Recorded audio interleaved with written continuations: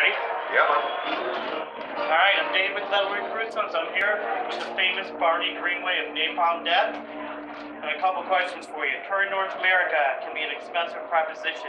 How important is it to have a solid billing offering good value? Well, I think that's it's very important, and it's nice to have a bit of diversity because I think even the most obsessive grindcore fan doesn't want to see six bands playing at 1 million miles an hour. It kind of gets a bit repetitive, you know. So we've tried to mix it up a bit, and like you say, offer value, you know, give a good ticket price for the amount of bands and all the rest of it, you know.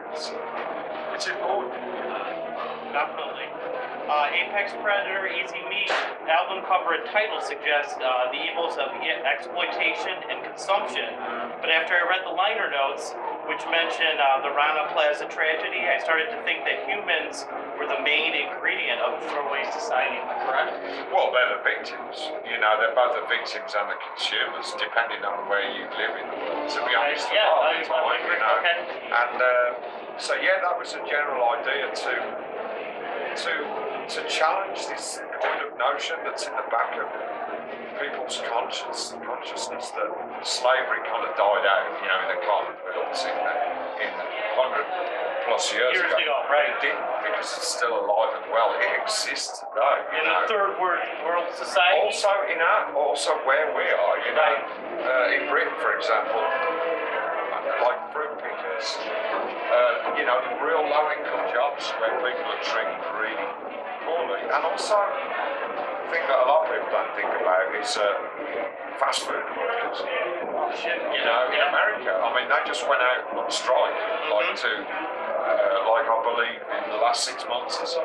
Yes. And they all came out in unison. And I think that was the right thing to do, because those people have been like, when you consider how much turnover these companies are making, fast food companies, and what they pay their employees on the lowest level, it's not acceptable. There's no way to get outside, right? It's not acceptable. You know, I'm sorry, but it's not. You know, it's not. There's nothing humane about it or dignified about that level of working conditions. Yes, I not agree. Okay. At this stage in your career, is the message as important as the music? Well, I mean, I don't know if you. Sorry. Oh, that's all right. I think that both go hand in hand. When you want to call it a message, or I'm not sure if that's the right word, but it's a humane philosophy, I guess, you know, that could apply to anything and everything. Okay. Yeah, it's the two go hand in hand, you know. By the same token, you know, we're not just people standing on soapboxes on street corners, we are a band as well. So, yes, of course, there is an entertainment aspect to what we do. No question, nothing wrong with that, you know, but we use the two mediums go pretty well together, you know, to move forward. Gotcha. I purchased a physical copy of the album and discovered a bonus track called O Susudio. What can you tell me about that? Why was it omitted from the album? Just because, no particular reason, just because the other tracks we felt were stronger, you know, although that's no less important than the other ones, you know, it's just, we picked the ideal lineup of songs and thing, and then, you know, it's always a tough decision because you debate amongst yourselves and eventually you arrive at a consensus, you know, so that's how we try and do things, democratically, you know. You have a video out for the song, Smash Single Digit. Yeah. How was that made? Did they draw you? They drew me and they drew everything else. Well, they captured me doing the song, doing the whole song. Okay. And then they just, I guess, however the technique, they just kind of drew they drew me after that, they drew me in. Would there be any other videos going? There will be, but we're not sure when yet, because obviously we're here right now on tour. It's a little difficult shooting videos when you're on tour. And so I'm sure there will be, but it's just a matter of when. Okay. How was the 70,000 tons of metal? It was fun. You know, I mean, I'm always a little bit kind of cynical before these things, I admit, because I just think, oh, this is going to be a big attack. Yeah. But you know, actually, it's a really nice time. Was it difficult being trapped on the ship with the fans like that? If that's the worst thing you can hope for, then Gotcha. then you're not in a bad place, you know. I mean, no, you know what? I'm a people person. It's really nice to be in a relaxed atmosphere with people and just do your thing. Everybody does their thing. It's great. A lot to be said. I heard a guy even proposed to his fiancée during your guys' actual set. That was in Miami. That wasn't on the boat. That was in the gig straight after. Yeah. What happened there? Just Tell you ahead of time? well, it was Eric who's filling in on guitar for us at the moment. It was a friend of his, and Eric said, oh, he was a bit sheepish about it. So look, this guy's asked me to do it. So no, it's not very Napalm Death. And I was like, you know what? These two people are happy and they want to do it for themselves.